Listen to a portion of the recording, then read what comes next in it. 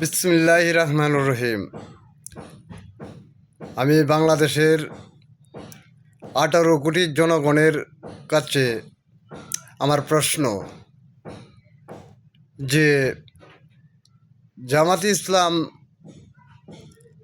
তারা ডক্টর শফিকুর রহমান সাহেব মাপ চেয়েছেন 71-এর যুদ্ধ অপরাধের জন্য এবং মা বোনদের ইজ্জত লুট করার জন্য এবং মানুষকে হত্যা করার জন্য।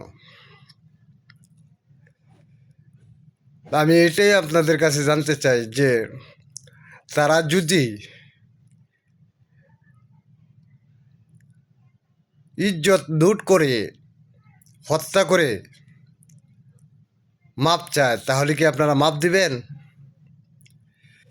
যদি মাপ দেন তাহলে এখন যে ধর্ষণ কিংবা হত্যা করতেছে ওইগুলো মাপ দিতে হবে, কারণ তারাও তো দেশের নাগরিক।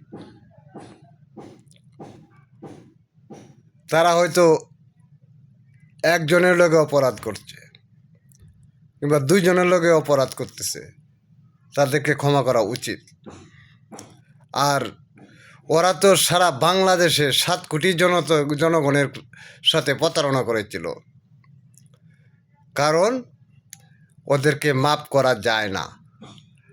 আর আমি মনে করি যেহেতু তারা যুদ্ধ অপরাধের জন্য স্বীকার করেছে, দোষী সাব্যস্ত হয়েছে, তাদেরকে আইনের আওতা আনতে হবে এবং বাংলাদেশ থেকে তাদের জামাত ইসলামী সংগঠনকে নিষিদ্ধ করতে হবে, জামাত শিবিরকে নিষিদ্ধ করতে হবে।